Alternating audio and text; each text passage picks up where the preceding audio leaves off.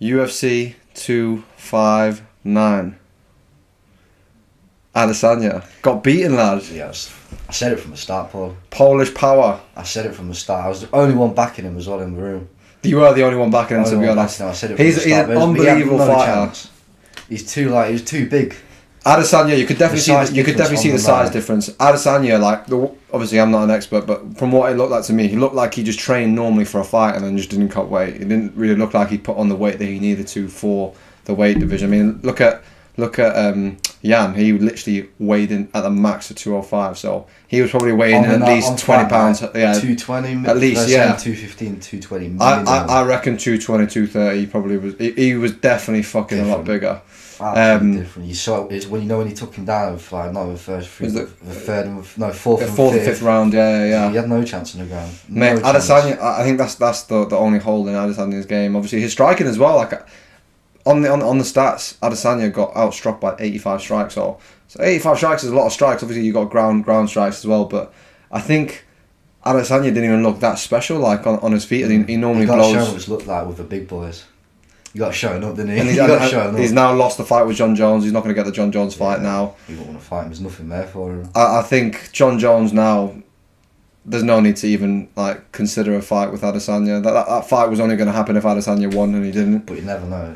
Money's there. Fair play to Adesanya for actually trying to step up and trying to move up weight. Not a lot of people are willing to do that, which takes a lot of balls. But I think for the time being, he should be focusing on the middleweight division. Maybe, hopefully, Darren Till can get a win against Vettori. Secure it, then see what you can do after. Then go up.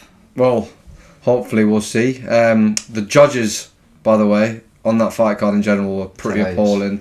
There were two on the official scorecards. There were two 10-8 rounds on the fourth and fifth round from two judges to Jan Blachowicz, which are fucking crazy because there was not a single 10-8 round in that fight. He got dominated the whole round 4 and 5, but it was a 10-9. I don't know about you. I don't know if you remember it that well, but I had Adesanya winning the first round only, and then I had the second round. I believe was a draw.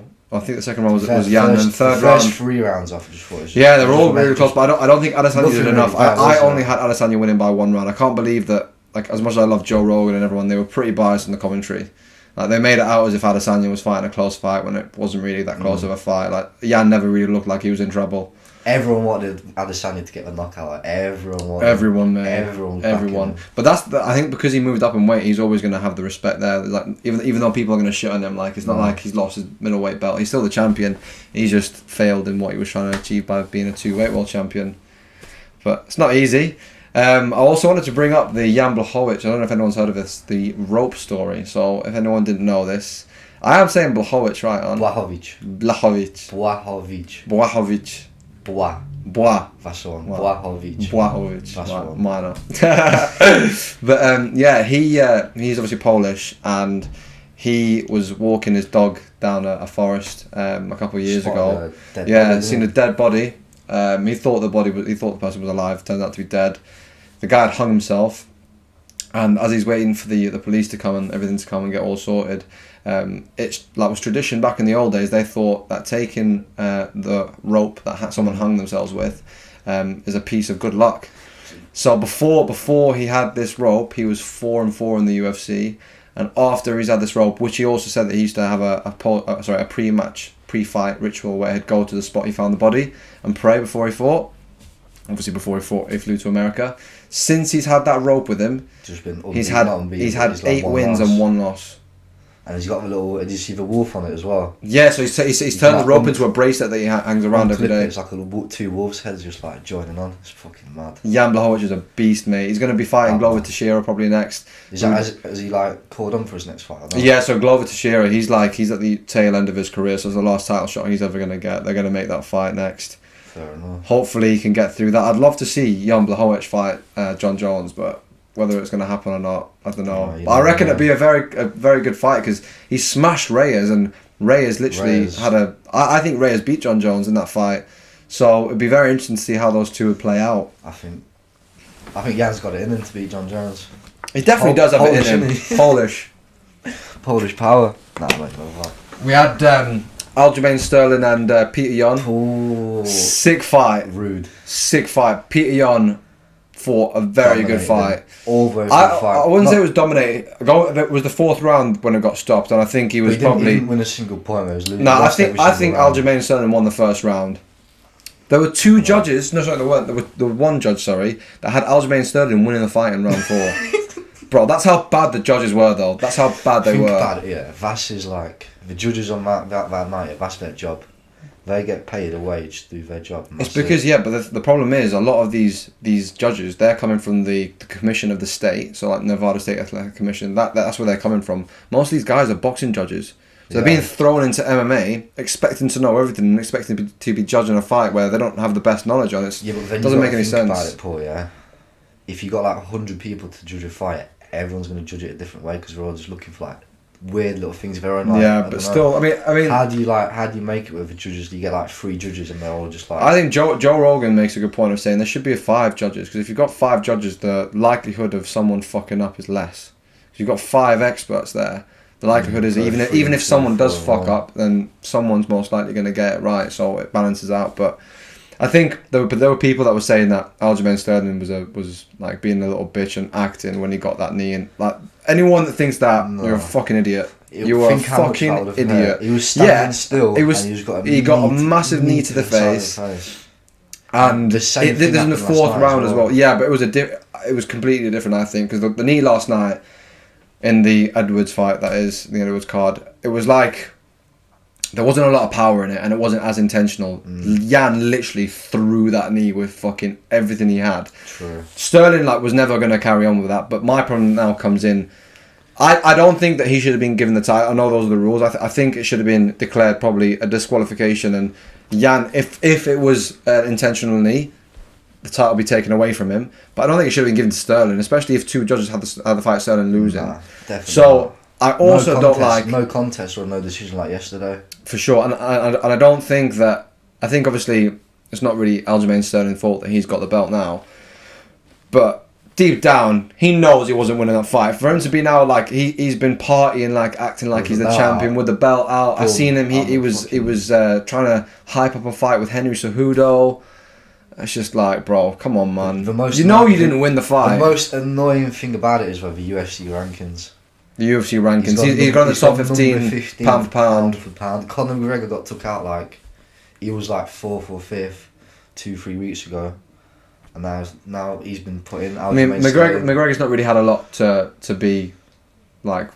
He's had a couple good wins, but in the span of a few years now. So I think maybe McGregor. There's definitely a lot of people that even if he got took off, maybe he could have gone. McGregor 15th and Aljamain Sterling. Yeah, McGregor should definitely be in the top 15 if Aljamain Sterling is. It's not that great.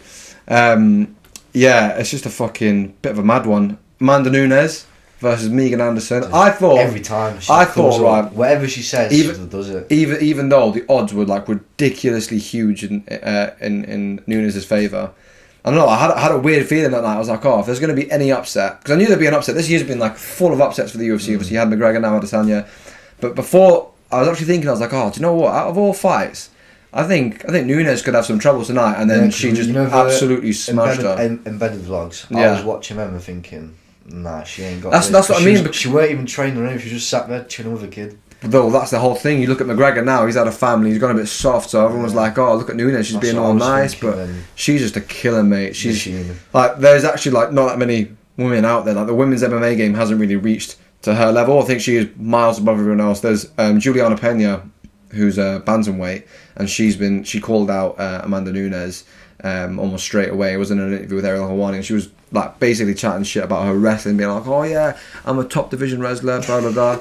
When she got submitted by Valentina Shevchenko and she got submitted by Jermaine Durandamy, who, if you look at the Nunes-Durandamy fight, Nunes wrestled her to bits, won the fight, and Valentina Shevchenko, even though the last fight was close, Amanda Nunes has beaten her twice. So I think it's just another case of someone just trying to sell themselves. They think they're going to beat Amanda Nunes, but they're just going to get absolutely destroyed again. I don't see one woman on UFC right now which could beat Amanda Nunes. No. I think the only person that would be able to give her a close fight is Valentina Shevchenko again, the trilogy fight. And that'd have to be at 135. She just dominates.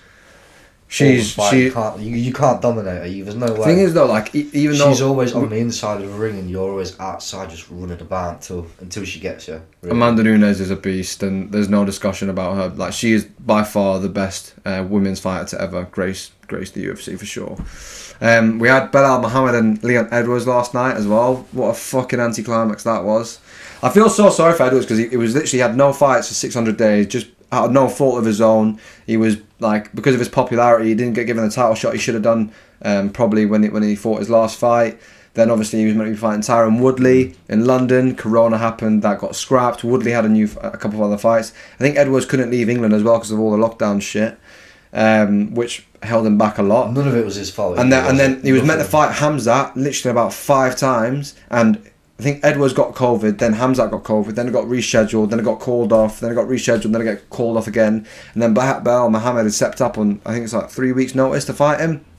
He's not fought too long ago as well, and Leon Edwards had a good first round, and then fuck me man, talk about unlucky, that eye poke was horrific. Never seen anything. That's the worst eye poke I've ever seen. That picture what you showed me where Leon's fingers literally like is inside his eye. Nah, how do you even do that? This is what we were talking about last night about the glove design, but it's a hard one because, like you said, for grappling, it does give the grapplers a bit of an advantage because you've got more fingers. But at the same time, bro, there are so many other promotions that have gloves where the hand kind of goes like this and people can still grapple. So yeah. Surely, I think the UFC are definitely capable of creating a new innovative glove that no one else. I mean, the one we've got now, we just need like something to just protect the fingers, just go over the fingers. Surely it would work. It would definitely make a huge difference, but because you can't imagine you can't really put anything on your fingernails, can you? Or can you? Nah, you obviously can't. But then, because if you put something on your fingers, then you ain't got like the sort of grip. Because if it becomes like wet or slippery. No, well, there's sweat in there. I don't think that's really. Yeah, true. But I think Leon Edwards now. Imagine if it's like like the leather. Yeah. I mean, you try to put your hands on someone, it literally just go like. I don't know. It's not an easy question to answer, but I definitely do think that there is a need for a new UFC glove. That's what I think at least. Now Leon Edwards, like, what's he meant to do now? He's not really. He was one fight away from a title shot. And now, like, what's he actually meant to be doing? Was it 8-fight win streak he was on? 8-fight win streak, yeah. Win streak. Obviously, he's still on that 8-fight. Well, obviously, his last fight was a no contest now, but I think I was disappointed in Covington because he should have taken the fight instead of Belal Muhammad, but Covington was a little bitch, and he's an unbelievable fighter. But fuck me, he's a prick, mate. No, he's an unbelievable fighter. He's a good fighter, bro. Unbelievable fighter, but he's just a wanker. Yeah, he's a wanker. He's not a nice guy. And I'd like to see. I think that's the only fight that makes sense now because I don't really want to see Leon Edwards fight Belal Muhammad. It was going to win anyway. I think Leon Edwards probably would have stopped him. Make the fight with Covington. Covington needs to stop being a little bitch. Get that fight because Covington's number 2, I think, or it might even be number 1. Gilbert Burns and Covington are 1 and 2 for sure. I feel sorry for Leon Edwards, man. He deserves so much more. Definitely. I feel sorry for Muhammad though. Yeah, obviously, yeah. With his eyesight this morning. I mean, I think he's gonna be okay. Yeah, he's gonna be okay. And if you've seen the photo as well, I think what's happened is it's not actually hit his fucking his actual eyeball. Underneath. I think what's happened is it's gone in and it's scratched because you can see there's like a little mark on the bottom. So did it scratch it from the inside outwards or? I'm not sure. Look, it kind of looks like it looked possible, bro. You show me, it looks like the scratch is literally from underneath, inside the skin. It's come out. It's not a nice cut. It's disgusting. Yeah, it's not a nice cut, but hopefully Leon Edwards can get what he deserves next. UFC 260. The rematch. We've not even mentioned flipping 50K. Oh shit! Yeah, we can't not mention him after Danny yesterday. Game. The Hawaiian Beast. I was half asleep, like sort of passing out on the floor, and then going, "Oh, some guy's name's 50K." I was like, surely your nickname can't be like the bonus. And then, wow. Mate, he came on and you just fucking did they actually, even though it was only 20 seconds, they literally didn't throw anything. They were just warming up. He was coming. Mate, Dan Ige threw one punch. Literally one punch and knocked him out unconscious. He was moving in on it, sort of the contact, boom, on his chin just fell to the floor. He couldn't do anything. That is the easiest 50k he's ever run for sure. Oh yeah, 100%. Easiest 50k he's ever run. He was coming out of the ring dancing as well, no foots given. The thing is, like, there are some fighters that like they'll have a quick win like that. Like hopefully, I want to see Dan Ige fight again. Like I don't understand, and I don't really. Maybe I can understand it a little bit, but at the same time, like as a fighting fan, like if you've just won a fight, like it's fight next week. Literally really exactly. It's the same as Amanda Nunes. Like Amanda Nunes, realistically, I want to see her back in there like almost straight away. They took no some damage. Fighters could literally fight every 2 weeks if they wanted to. They're that good, but it all comes down to the mentality. Because a lot of fighters they act like, oh yeah, I'll fight anyone, but it's got to be for like 500k when it's not even realistic. You know, shit like that, where they act like and they talk like they want to fight, but really and truly they're not even that bothered. But yeah, UFC 260, it's the rematch between Miocic and Ngannou. I had a poll on my Pause pod. It was literally split 50-50 with people. What do you think, Tom? Who do you think is going to win that fight? Miocic. Yeah. Got to. I can't see Miocic not beating Ngannou. Thing is, right, as well, you're saying Ngannou is like the power in his hand. Wow, I honestly think he's got the scariest knockout power in boxing or UFC. The power that he has, if he lands a punch on you, mate, you could genuinely get killed. You could literally get killed with his punch. But obviously, since he fought Miocic when he lost, which by the way, even though Miocic got rocked maybe by 2 or 3 punches, probably a bit more. Because he actually, even though he won by points, there was a lot of damage that he took, and that's probably why he lost so quickly against DC in the first fight. But the judges had the fight 50-44, like all 3 of them, against Ngannou in the first fight. So there was a 10-8 rounder there. So it was a pretty clear and obvious like win. Since then, what's Ngannou done? He had an absolute stalemate against Derek Lewis that he lost, that no one even pretends about. But okay, say that. He's won his last 4 fights all in the first round by knockout. He's had 4 fights and he's had a total octagon time of 2 minutes and 42. I'm sorry, that's not enough for Miocic. He'll be thinking, I don't know if it'll be ring rust, but it's just Miocic just done a total of 10 rounds with DC. Mate, that's high level competition. He's done like 2 minutes of like the 2 minutes where he has fought. It's all been like exchanging fists. He's not done 5 minutes on the ground where he's getting like tossed about. It's ring rust. You can do it in sparring all day long, but if it's in the ring and the lights are on, it's 2 different things, aren't they? Yeah, I know. It's the same thing with Conor McGregor. He fought Cowboy. He only had 40 seconds. Yeah, didn't I know. Fight for a long time, and he signed himself up to Dustin Poirier, and he got it given to him. I know, yeah. As much as I want Miocic, as much as it would be amazing to see Ngannou win, because I don't know if anyone's watched it, and if they haven't, go watch his Joe Rogan podcast, because his story is fucking ridiculous, mate. Having to he literally travelled through Cameroon, get into the streets of Paris, being homeless, and just. He was just like, I need to fight. He need to feed his daughters. Like, I'm gonna do fighting. He just. He always wanted to be a boxer. To be fair, he's always said he wanted to be a boxer, but it just happened that he literally went from training MMA for the first time to being in the UFC in 2 years. It's crazy, bro. It is crazy. But I don't know. Miocic is just too good. He's the greatest heavyweight of all time. Plus, bad motherfucker. Imagine Miocic versus John Jones, because the winner is going to get John Jones. That is a fucking bad boy fight. Confirmed that as well. Yeah, definitely. I think because obviously DC got beat twice by Miocic and he got beat twice by John Jones. It's like a good wow. That fight just, as a fight fan, that is an unbelievable fight that I want to see.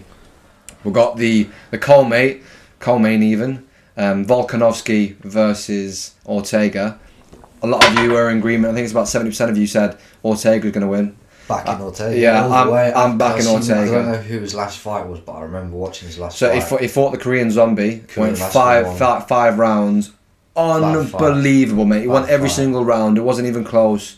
Like, he just looked like he took levels again, because obviously that was his first fight since he lost to Max Holloway a couple of years ago.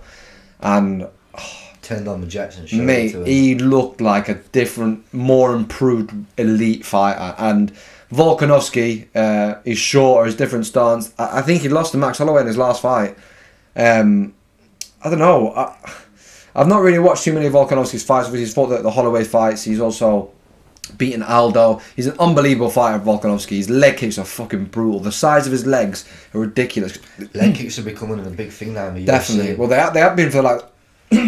Now, but you're seeing it a lot more recently now, where like UFC fights, their legs are getting taken out. It's the calf kick. The calf kick has literally been not reinvented, but over the last 2-3 years, it's become everyone's like an elite target. You can actually do damage with that now. For sure. And mate, did you know Volkanovski? He was like a professional like rugby league player. Yeah. That's also why his legs are just so big. He's Australian. Yeah. I think I'm not saying by any stretch of the means that I think it's going to be a walk in the park for Ortega. I think it'll be a close fight. Obviously, Ortega's got ridiculous submissions. This guillotine is fucking crazy. But I think at the end of the day, I think Ortega will probably edge it. And I'd also, I mean, like I said, I'd much rather see Ortega Holloway too. When's Volkanovski's last fight? Max Holloway. Yeah, Max Holloway. He fought. Was it Fight Island? I want to say it might have been Fight Island. He fought Holloway. That was his last fight. Yeah, and he won on points, but Max Holloway knocked him down twice in the first 2 rounds. Was it Volkanovski you fought? Yeah, it definitely was Volkanovski. That wasn't Max Holloway's last fight, but that was Volkanovski's last fight. I see. But yeah, I think that Ortega's got enough to edge it.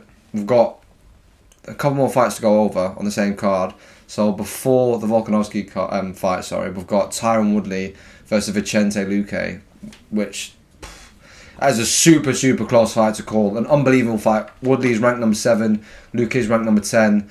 People think, like even I, like when I was doing a little bit of research, Woodley's lost 3 on the bounce, which is pretty fucking shit to be honest. But if you look at the level he's all about the comeback though, Paul. Mate, it's all about he's the comeback. literally lost to Usman, Burns and Covington, champion 1 and 2. So it's not like he's been losing to like lower level guys. It's not like he's literally each one of them's a challenge. And he was the champion. He was the champion before Usman. So he fought Darren Till before that. He beat Darren Till, stopped him. Darren needs to get a fight. Well, he's fighting Marvin Vettori, and it's the first card in April. Yeah. We'll be doing a little pause punch for that as well. He had a fight in the first 2 months of this year. Yeah, he fought Robert Whittaker at Fight Island. And he lost on points by 1 round. Nah, but he had another fight in the past when he called No. He did? Was he? Yeah. Well, he was. I think he must have been. I think he was scheduled to fight Vettori anyway, but I think they just moved the fight. Need to see him fight, man. He's too good. But Woodley. So you said he's lost to Usman, Burns, Covington. Before that, he beat Till. Before that, he beat Wonderboy twice, and before that, he beat Robbie Lawler. Mate, Lawler, Thompson twice, Till, Usman, Burns, Covington, bro. That is literally 7 fights of fighting top 3 guys. Yeah. Like Vicente Luque, unbelievable fighter, and I think he's got an unbelievable style to fight Woodley. He's had a very good winning streak as well. He'll see that challenger in Woodley. It is the biggest challenge of his career because Luque lost to Wonderboy. That was a step up for him. Like I said, Vicente Luque is on an unbelievable run of fights. I think he's won 8 of his last 10, something along those lines. And he's a sick fighter, but again, I just don't know whether the level of competition that he's been facing compared to Woodley. I think Woodley's probably gonna pull away from that, being victorious. I think really and truly Woodley needs a stoppage as well to make a point to show. Oh yeah, look, I'm still because he's 38, so he's on the tail end of his career. So if he loses this, what's happening? What next for him? I say that you can't be fighting after this year. Bro, you never know, mate. There's been Randy Couture was a UFC champion at 40 years old. All the heavyweights, all the higher weights, they all stay fighting until their 30s. Miocic is in his late 30s. Miocic, right? Stipe Miocic didn't turn pro until he was 27. Imagine that. Crazy, right? That is crazy stuff. And then the final fight review, Tom, your favourite fighter, Sugar Sean versus Almeida. A lot of people actually thinking Almeida's got a good chance. Almeida. If you think, no, I'm not going to say it, but if you think Almeida's winning. I mean, I personally don't. I think Sugar Sean should win. Got it. He's good. I think he should stop him. Almeida is a beast, but he literally took 2 years off for eye surgery, which obviously 2 years out of the octagon is a long time. He's not really won that many fights. Like I said, I think his last fight was 2016, because obviously he's had 2 losses since then. Came back and then lost. 2 years from a fight is a long time. Yeah, I mean he's fought in 2020 because he came back. He had a break between 2018 and 2020. And I think as well, Chito Vera. You look at the bantamweight. The top 15 bantamweight is the most stacked bantamweight division I've ever known. Like from all the time I've watched the UFC, the bantamweight division at the moment is the best. Like any fighter in that top 10, top 15. You got the list up? Yeah. Read it out. Read from fucking championship to 15. Right, so you've got Peter Yan, who's obviously number 1. Aljamain Sterling's the champion now, unfortunately. Corey Sandhagen, beast. Rob Font, Cody Garbrandt, Jose Aldo, Marlon Moraes, Frankie Edgar, Pedro Munoz, Dominic Cruz, Rafael Ascenso, Jimmy Rivera, and then you got a couple other names that I don't know how to pronounce. Kyler Phillips, who's a beast, and Marlon Vera, who is Sean O'Malley's last fight. And I think Sean O'Malley didn't really take the loss that well. He was trying to... No, hang on right. Marlon Vera landed a legitimate calf kick that fucked up the leg, bro. That is a legitimate calf kick, and Sean O'Malley's excuses are... Was it a shit kick? He's just a troll. For sure, yeah, he is. And don't get me wrong, I am a Sugar Show fan, and I really do think that this is another moment for him to get a good knockout, move up the rankings, because I do think... Will he get in the rankings after this? He probably won't get in the rankings after this, but not a chance. If he gets a good performance against a guy like Almeida, then I think he will get a ranked opponent next, which is another step up for him, because he needs to get in those rankings now. The Sugar Show is all about the talk now, got a couple good wins. He's got a loss against a guy who's just fought Jose Aldo as well, so the level of competition again is higher. It's now up to Sean O'Malley whether he wants to make that move now, because I think he's capable of it. Instagram, and he's been putting in the work with my man Tim. I hope so, but again, is he going to do it or is he not? It depends on. He's got to react. He's got to react. He's got to come back with it. It's a big fight for him, because that was his first loss. That was his first loss, yeah. And he was there like he didn't enjoy it one bit. Again, yeah, but again, Chito Vera is an elite fighter, so it's also like, even though it was his first loss, you need to take them. It's so hard to stay undefeated in MMA, even in boxing, but MMA especially is incredibly difficult. 10 times harder than MMA, I'd say. There's a lot more that you can get finished with, and a lot more you got to think about for sure. But yeah, that was. I think we've gone over everything, to be honest. Tom, is there anything else you wanted to add? Just trying to think what else happened last night. There were a couple good... To be honest, I find... I don't know about anyone that's watching this, but I find that the UFC fight nights, especially when it's full of up-and-coming fighters that even I don't really know of, the people on those cards are hungrier, bro, because they're on the come-up. They're on the come-up, exactly. They're not balling. They're literally trying to make a name for themselves, and the fights are just proper interesting to watch. And there was a guy... I think it was Manel Cape. He lost his fight by split decision, but he didn't lose the fight. It was unlucky, but I think that guy Manel Cape, keep an eye out for him, because he's definitely a top 15 fighter, 100%. But anyway, thank you guys. Hope you enjoyed that little pause punch up number 2. It's a bit more last time, but we were a bit too baked. Yeah, to be honest, it was a very good idea. We didn't know what I was doing. It was funny to film, but I feel like this one had a bit more structure. Hopefully do a bit more next time as well. Always more to improve. But yeah, have a good week, guys. Thank you for watching, and I'll see you next time. Bye, guys.